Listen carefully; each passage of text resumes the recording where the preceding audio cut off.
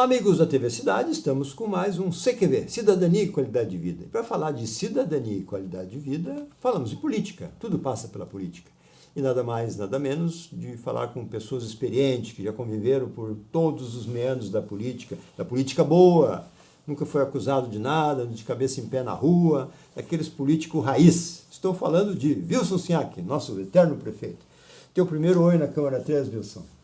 Em primeiro lugar, dizer mais uma vez o prazer poder estar aqui, falar com você. E, naturalmente, nós vamos comentar sobre muitos assuntos. Vamos aproveitar bem o tempo.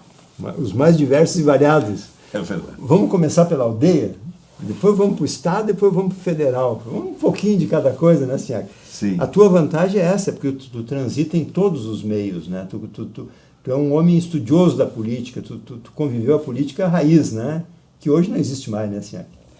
É verdade, é que a gente acabou aprendendo desde a política estudantil, é uma construção a vida da gente, né? Desde o colégio, líder de sala de aula, grêmio estudantil, presidente da União Farroupilhense de Estudantes, depois vereador por 2 legislaturas sem remuneração, porque naquela época a gente não recebia salário, e aquilo foi uma construção. Isso tudo, eu sempre acabei observando os mais antigos, a história, porque naquela época a gente fazia política com mais seriedade, com mais responsabilidade.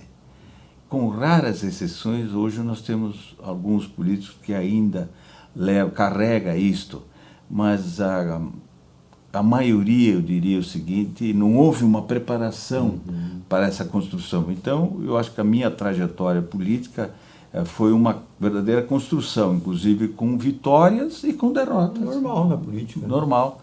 E que hoje a gente está...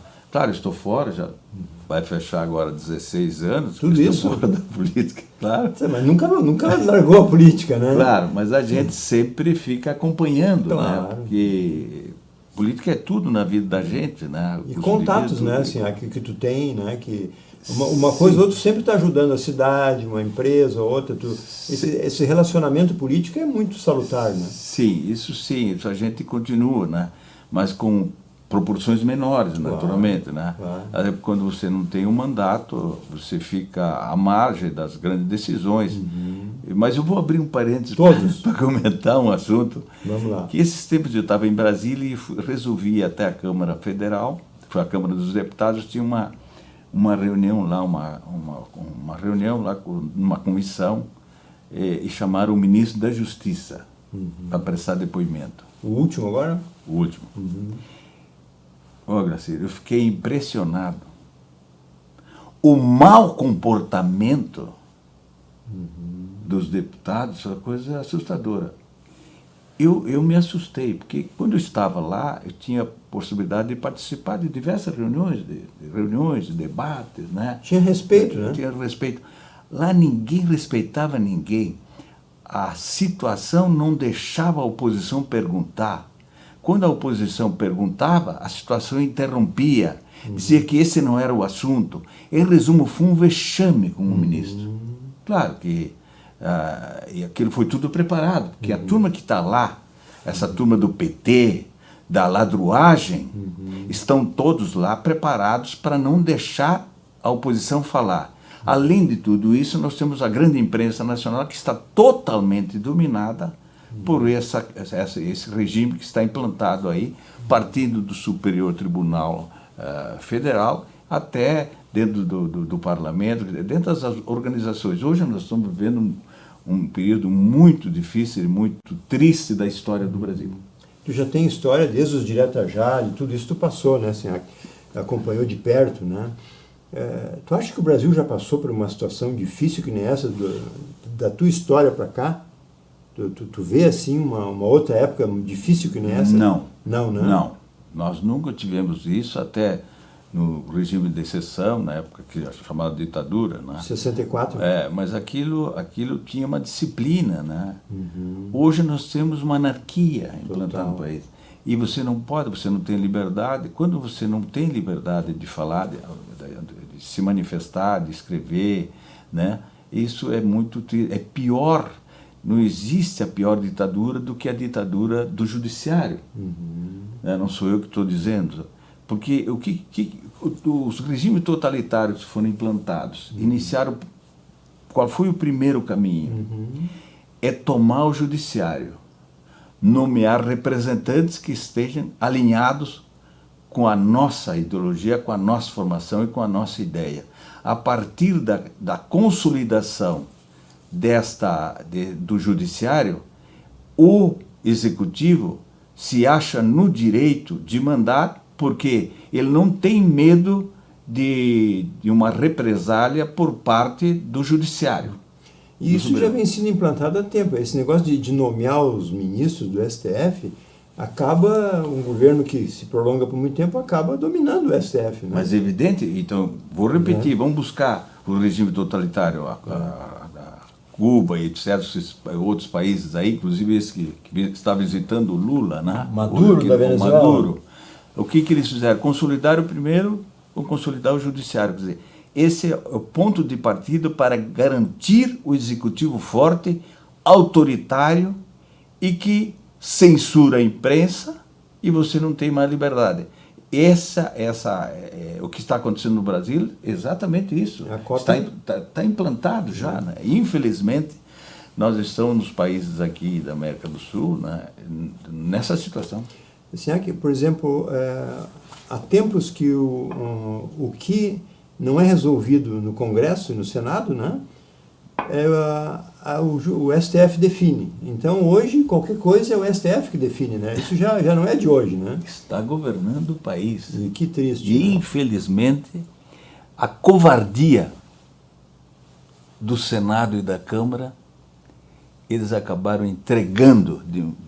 Porque quando não existe a decisão do Legislativo, tudo passa pelo Legislativo. Criar uma legislação, impedir o avanço do Judiciário, do Superior Tribunal, isso, lá o Parlamento que tem que criar a legislação, que tem que frear, que tem que orientar, que cria a legislação, que dá o parâmetro, as normas de atuação na legislação brasileira, é o Legislativo.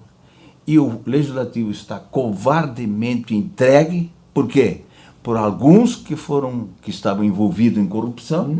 Só basta dizer que toda a corrupção do Lava Jato, etc., tudo que aconteceu, agora voltou tudo. Quer dizer, todo mundo está isento, todo mundo está livre, liberdade total. Acho que vão ter que está confirmado que o crime compensa. Infelizmente, essa é a realidade dentro desse campo.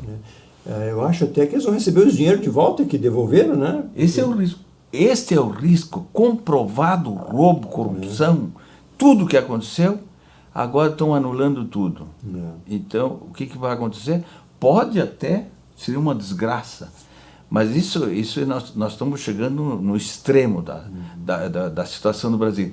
É a famosa mãos limpas da Itália. Quando lá iniciaram o processo da limpeza, o que deu? Não demorou muito quando que houve o revertério. Quer dizer, acabaram tudo, eliminaram tudo. E eu lembro que no início teve muita gente que comentou, olha, pode acontecer no Brasil. E a realidade aqui está. É uma pena, né? Porque assim, né, tanto os deputados como o Senado têm presidentes que foram reeleitos pela maioria, né? Inclusive por exemplo, eu fiz um levantamento aqui recente, o PL, por exemplo, que é o maior partido hoje, né? Ele tem 99 na bancada.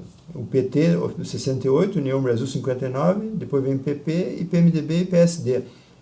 Cara, mesmo com uma maioria ampla, vamos dizer, de oposição, os caras votaram a favor de coisas que não têm cabimento, né? Mas...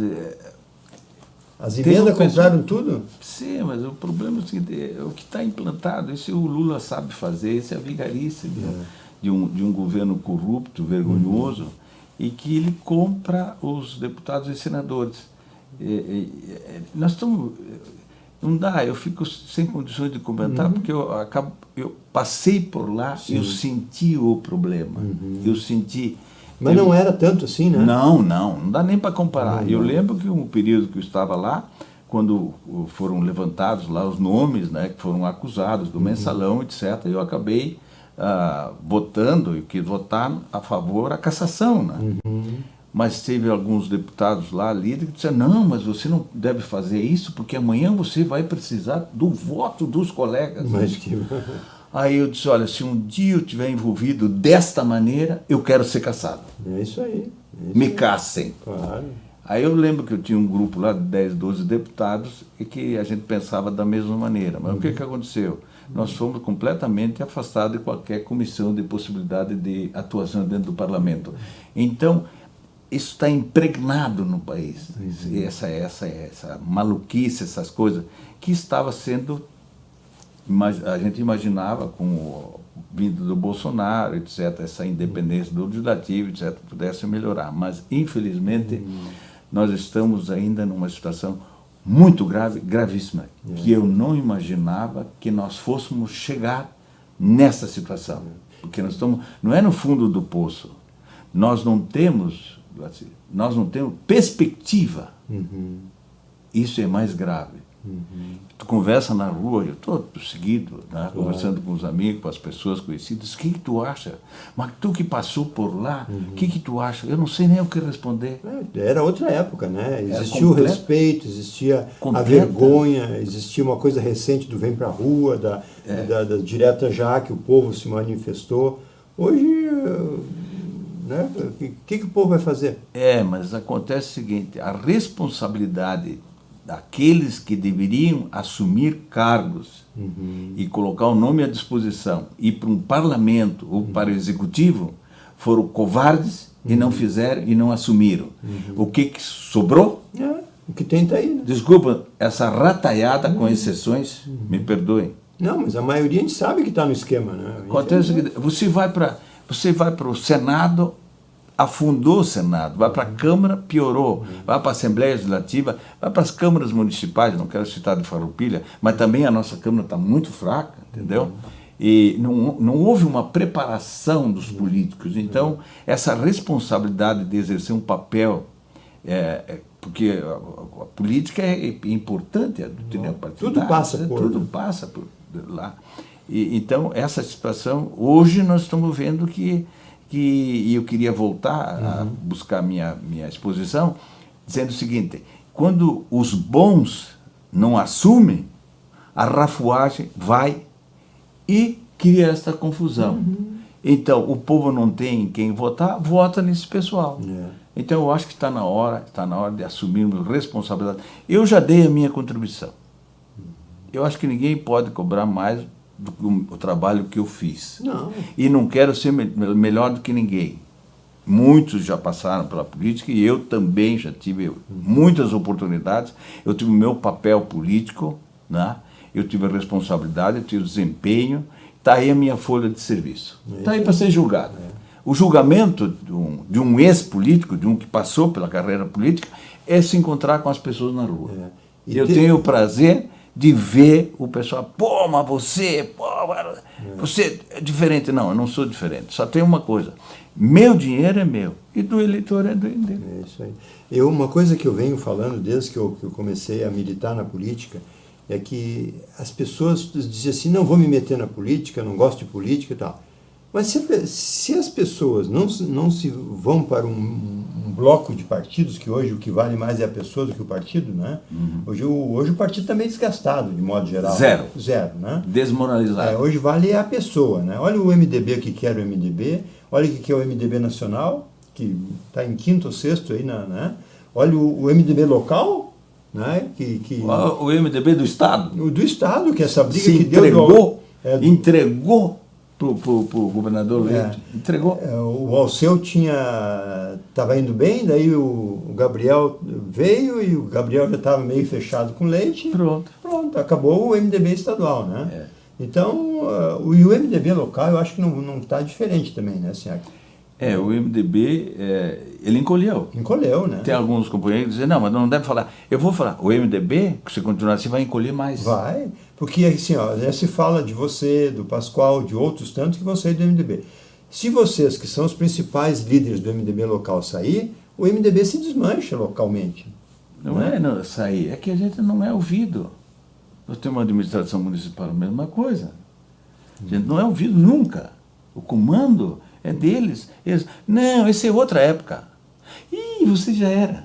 Assim, teve assim vocês são líder tratados? Não, sim, tu é a bananeira que já deu caixa. Assim? Sim. Então, quem que espera? Mas o governo assim, é MDB? Escuta, E PP? não, mas não foi lá da prefeitura, não. Uhum. Foi um grupo, teve outras pessoas fora. Acontece o seguinte, que o que é um partido político? Parte da sociedade. Claro. É a parte da sociedade que comunga com as ideias desse partido. Então você tem que ir trazendo os líderes, organizando, etc. Mas tem alguns que tu precisa deles até para formar o grande bloco do partido para a eleição, para ir para a campanha. Isso é uma soma de ideias, inclusive até pessoas que não concordam com isso, etc. Mas o que está acontecendo hoje, a nível nacional? Tem um grupo que fecha com o governo, só interesse, só querem o poder. Cargo e salário. Cargo e salário. Vai no Estado é a mesma coisa. E aqui no município as coisas não estão indo bem. E vamos ver o que vai acontecer no futuro. Agora, nós, o Pascoal e eu, né, esses mais antigos, a gente está fora do processo. Né? Hoje, vocês Nós acham estamos que... fora do processo, porque eles já deram o recado. E eu tenho uma declaração aí de um líder, que está guardada, até no meu celular, no jornal Farroupilha, disse, não, as coisas vão mudando, os líderes vão passando. Eu sempre aprendi, desde o início da política, ouvir as experiências dos mais antigos. Eu fui aprendendo, vou repetir, esta construção foi ouvindo outros. A vivência, né? A vivência, essa seriedade, essa responsabilidade. Hoje, infelizmente, a política local, estadual e nacional está muito longe daquilo que imagina a população. Por isso que estão dizendo, não, política é tudo, né? Então, política é ladrão, porque não sei o quê, porque não sei o quê. Essa ideia pejorativa, né, Sim, que a classe política levou a isso, mas também a responsabilidade daqueles que deveriam assumir, não assumiram. Exato. Porque eu vejo assim, aqui, ó, tu não precisa ser candidato para entrar num partido, mas se tu vai lá decidir quem serão os candidatos, já é um bom começo, porque... tem que participar. Claro, tem que opinar. Isso, né, vai lá. Dar tuas ideias, teus contrapontos, porque se a gente se afasta, eu até postei ontem no Face um negócio assim, que quando a gente se afasta de um lugar onde a gente não concorda, os que ficam farão do jeito deles. Eu li o que você escreveu ontem. Do jeito deles. E às vezes o jeito deles é muito do contrário do que a maioria pensa. Do que a maioria gostaria e pensa. Pensa. Né? Então aí não adianta chorar. Depois que os caras estão eleitos, depois que elegemos fulano, eles vão ficar 4 anos. Né? E aí vamos espernear, não adianta. É verdade. Né? Então, se mais pessoas do bem, pessoas responsáveis pelo coletivo e não pelo individual, se envolvessem na política, mesmo que partidária, mesmo que acompanhando as pessoas de bem, que tem muitos ainda, né, Sinhac? O problema é que os de bem se omitem. Esse é o problema maior. Quantos que deveriam estar na política estadual, nacional, etc. Sim, e local, principalmente. Não, local, né? Eles estão aqui, mas eu não vou me meter, porque aí é eles que mandam, eles não querem. E assim vai ficando, vai piorando a situação e nós estamos nesse caos total. Se é que me diz uma coisa, localmente, assim, eu hoje vejo, a minha opinião, que nós temos a administração anterior com muita vontade de voltar, que é natural, né? Era muita gente trabalhando nisso, fizeram bastante obra, o Clayton, por ser impeachmentado, virou, vamos dizer assim, um cara, que nem naquela luta de boxe, quando um está apanhando, a gente começa a torcer pelo que está apanhando para ele revidar para emparelhar a luta, né? O Clayton impeachmentado virou vítima. Então tem algumas, que a gente chama viúva na política do Clayton aí, que hoje está representada pela ex-esposa. Então eu vejo assim, a situação hoje tem ali o prefeito e o vice, que são, vamos dizer, as peças principais, né? Será que, na tua opinião, o prefeito vai para a reeleição? O que tu tem sentido? eu tenho conversado muito pouco com ele, né? Tenho a oportunidade. Eu ouço também as declarações dele. Sim. Eu sinceramente, primeiro, vamos fazer uma análise da administração como um todo, Certo. em termos de obras. Estão indo muito bem, tem muita obra. A obra não ganha eleição, né? Tem muita responsabilidade. Foi o que eu disse para ele. Eu disse para eles, ó, tem que transformar em voto isso aí. Já que você abriu. Te cortei ali. Então tem esse grande trabalho que estão fazendo. Certo. Só que está faltando aí, já faltou desde o início, um diálogo mais com as pessoas, para dar sustentação. Porque você tem que ter numa administração municipal, tem aquele que só faz política, aquele que trabalha, aquele que carrega o piano. Cada um na sua função. Claro, tu tem que ter esse equilíbrio na administração. E você tem que ter pessoas qualificadas, né? Eu não, longe de mim que eu vou fazer uma análise que os que estão lá não teriam condições. Sim, não é esse o objetivo. Mas falta a parte política, transformar as obras que estão fazendo, esta é a realidade, em voto, em futuro, em apoio popular, apoio da população. Isso me parece que está meio devagar. Demais. Hoje eu desenharia assim, se eu pudesse ter uma bola de cristal aqui, né, com mais eficiência, né, baseado nos Búzios, etc., né, eu acho que Pedroso e Fran, ou Fran e Pedroso, é uma chapa que não vai ser fácil vencer. Assim como, talvez, se o prefeito quiser ir para a reeleição, ele e o Jonas talvez vão tentar. Mas se o prefeito não vai, fica o Jonas. Quem vai ser o vice do Jonas? Então, essa é uma incógnita da situação. E, por outro lado, nós temos aí uma chapa que está se formando, que eu vejo que é Pascoal e Glória. Se o Pascoal pode ir, né, que ainda tem essa dúvida ainda, né, eu acho que essas três chapas estão formadas. Tu vê um outro nome na cidade com condições de disputar para prefeito na cidade, certo? Bom, em primeiro lugar, eu tenho que fazer alguns reparos na sua colocação. Vamos lá, estamos aí no debate público. Tá? Eu entendo o seguinte, que a administração passada foi muito oba-oba e só basta dizer que os próprios companheiros caçaram o prefeito da época. Sim. E que vinha alertando que a administração não estava indo bem. Certo. Então não foi o adversário, não foram os adversários que caçaram, foram os próprios companheiros. Então confessaram publicamente os erros que estavam sendo cometidos pelo Poder Executivo. Começou por aí. Segundo, eu vejo que a turma que está aí na oposição estão tentando encontrar minhoca na vala. Quer dizer, pelo em ovo. Isso é uma vergonha. Pelo amor de Deus, eu fui vereador de oposição. A oposição também está fraca, né? Tem ali o Roque, que é um. Não, mas é toda hora. Não, é que qualquer coisinha fica. Não, porque deixa a turma governar. Eu lembro que a oposição, tu tem que fazer crítica nas grandes questões. Porque estão irritando. Tem gente da sociedade dizendo, pô, mas essa turma aí só pensa em bobagem, só pensa em ver onde é que tem um rato no valo, essas coisas tudo. Quer dizer, é só uma vergonha. Certo. Política não se faz assim. Mas eles disseram, não, mas vocês são... Agora mudou. Mudou o quê? Mudou para pior, esse tipo de oposição. E a situação hoje é fraquíssima, nossa. E a administração está fazendo muita obra, está indo muito bem, só que não tem essa coisa mais de conversar mais com a sociedade, estar presente, né, nas ações. Mas eu vejo que se o Feltrin, e é a minha torcida, que o Feltrin e o Jonas continuem, né, vão para a reeleição, eles se tornem imbatíveis. Né? Mas se o Feltrin vai para a reeleição, no meu ponto de vista, se ele estiver bem nas pesquisas, né?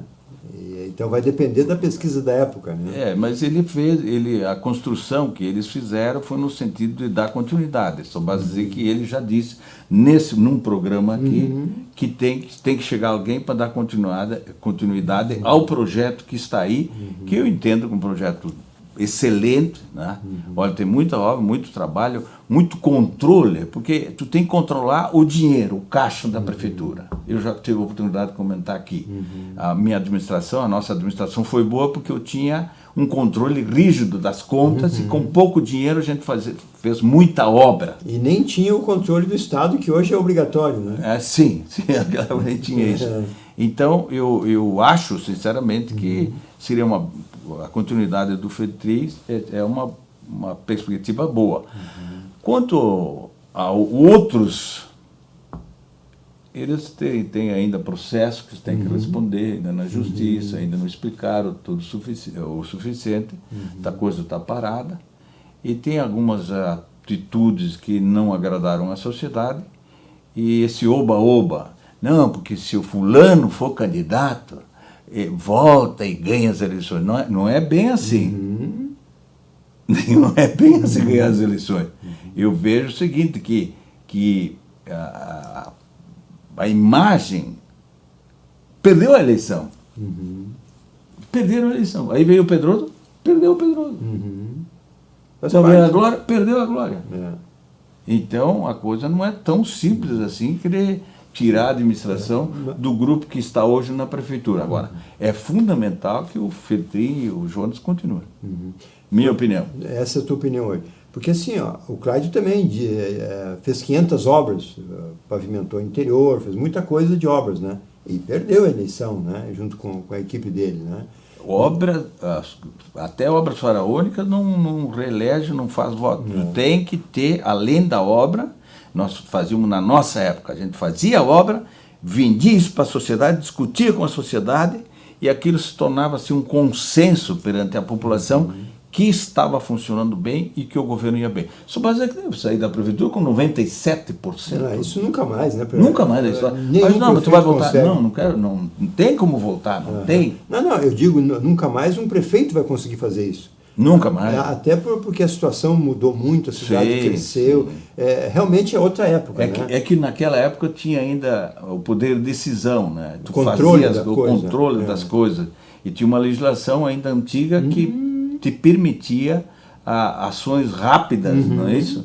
Para executar a obra. Hoje não, hoje tem a licitação, tem isso, não que naquela época não tivesse a licitação, mas eram ações assim muito eficientes. E eu aprendi como empresário, levei o jeito de empresário para a administração, mas eu tinha o controle da administração, tinha equipe qualificada, tinha uma equipe extraordinária de secretários, tinha uma Câmara de Vereadores, foi uma das melhores, se não a melhor Câmara de Vereadores da história do Farroupilha. Sim, era uma... É só ir buscar os nomes que estavam lá. Oposição e situação. Sim.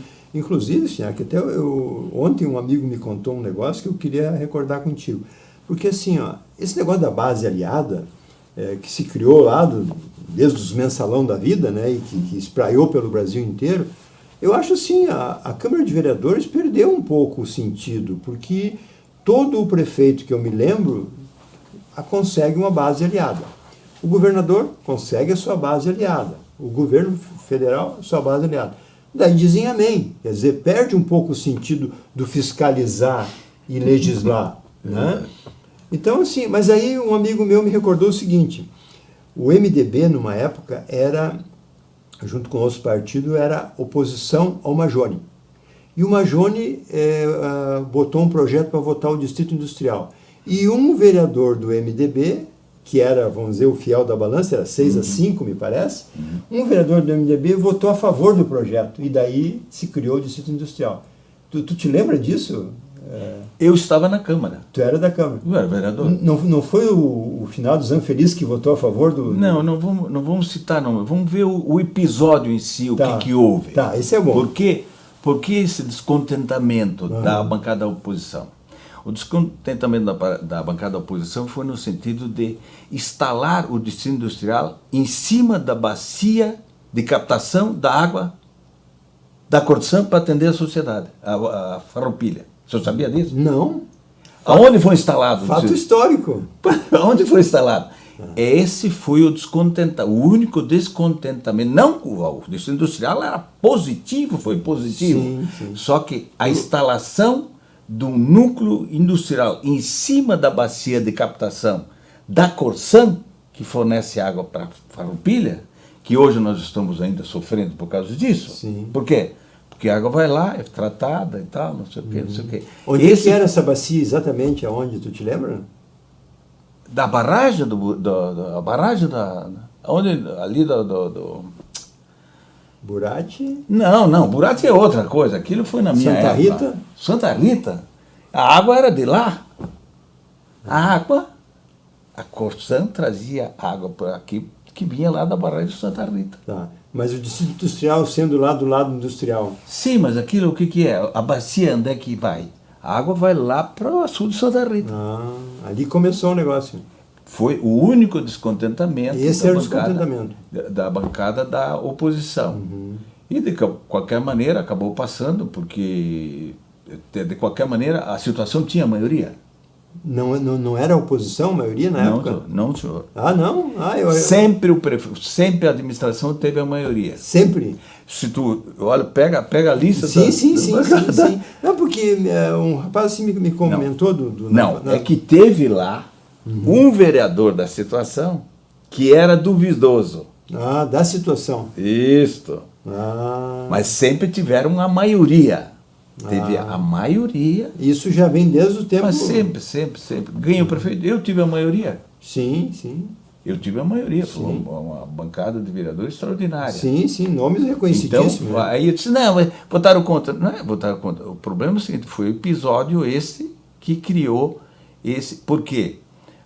O partido, o MDB da época, orientou a bancada e não votar no projeto por problema de localização. Mas aí entra um outro assunto, outras coisas que eu não gostaria de comentar aqui, senão vai abrir uma polêmica. Mas eu acho assim que essas histórias, assim, isso tem ata da Câmara, lógico, né? Os debates, isso era registrado e que tem até hoje, né? E pouco se estuda esses debates da Câmara, né? É uma coisa assim que é a história da cidade, né? Por exemplo, o que aconteceu aí? Faleceu o vereador ex-presidente Zanella. Pois é, isso, o Rogério deu um pau hoje de manhã. Ele foi presidente da Câmara, Sim. Foi vereador aqui em Farroupilha. Infelizmente, a Câmara de Vereadores não decretou luto. E é normal. É um respeito, né? A figura, suspender a sessão por uma sessão, meu Deus do céu. Não morre ninguém. Isso é uma questão de respeito, isso faz parte da história.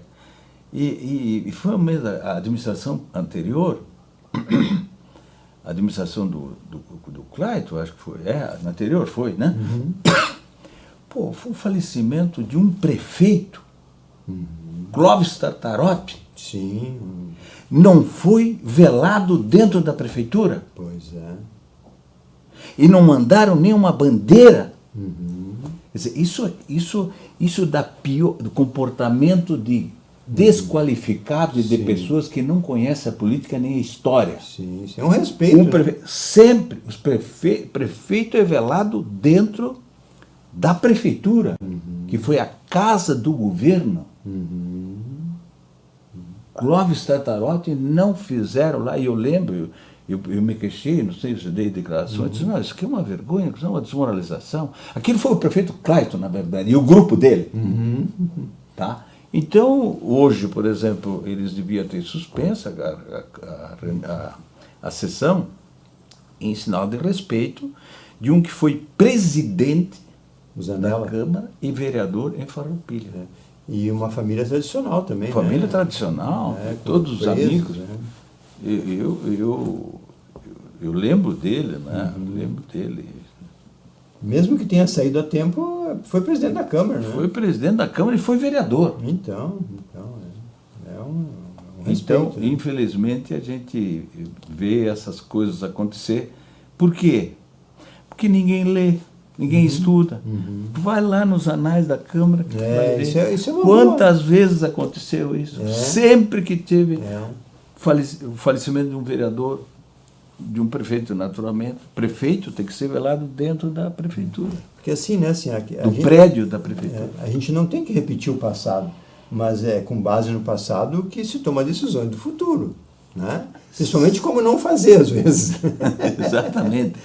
É que nós temos que preservar também a história. A memória, né? Porque tem alguns, por exemplo, o governo Lula veio... Não, o Brasil foi descoberto depois que eu cheguei. Eu que fiz tudo.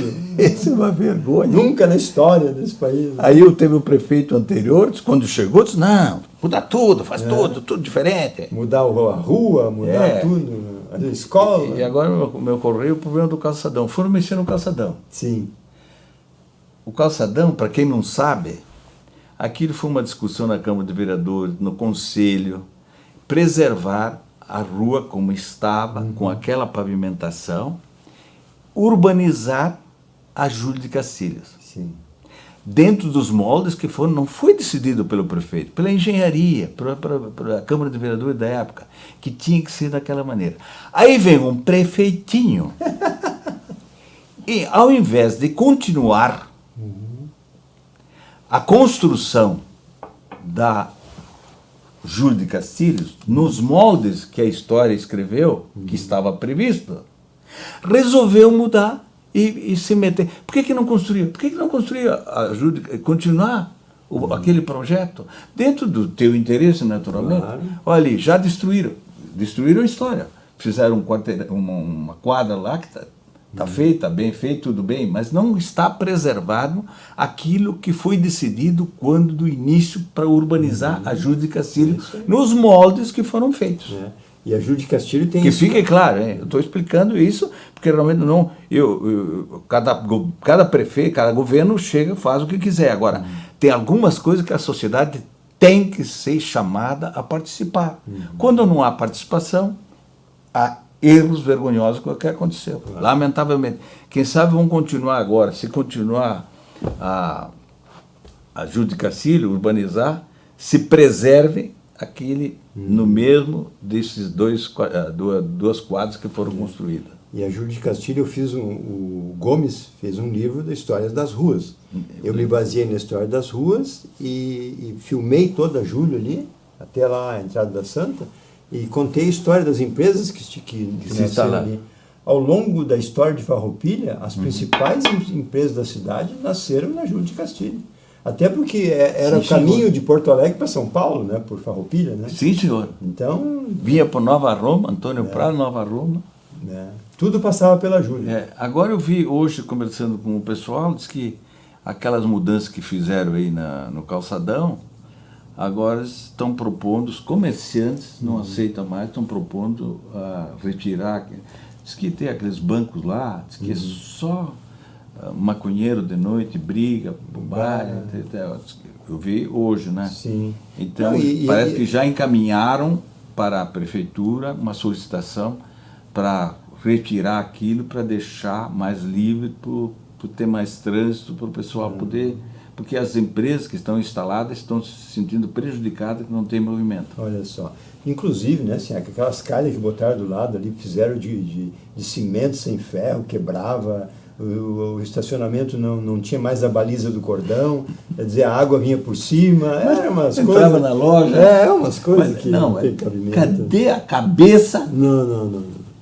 dessa turma? Planejamento zero, né? Não, mas é só para destruir, porque tem alguns... Teve a administração passada que ela fez, arrancava, o problema deles era arrancar a placa. Arrancaram todas. Né? Arrancaram as placas, não minha, de todos os prefeitos. Todos, Não, tem que eliminar, porque a ideia do grande chefe, o mentor, Farroupilha está começando agora, porque aqui nós vamos fazer isso, porque não vamos fazer aquilo. Mas deixa para lá. Eu acho que eu não devo mais me meter. Mas como não? Não me provoque. Não, mas assim, ó, eu acho que essa... não me provoque. Essa experiência é boa, eu acho que a gente tem que olhar muito o passado. Eu gosto de Farroupilha, minhas terras, meu chão, minha gente. Outra coisa, assim, atrás de uma crítica ou de uma sugestão, tem sempre uma vontade de melhorar. Sim. Por mais tola que seja, talvez às vezes talvez mal colocada, sim. Às vezes eu, na minha ignorância, estou tentando mostrar uma coisa que não consigo ser claro para isso. Mas me ajudem, ao menos vamos discutir, não só porque o Glacir é o brigão, a ideia não serve. Inclusive, nessa cadeira, essa semana, o deputado Busato me garantiu uma emenda para uma ciclovia e pista de caminhada, do CDL ao São José, para emendar até lá onde está sendo feita, né?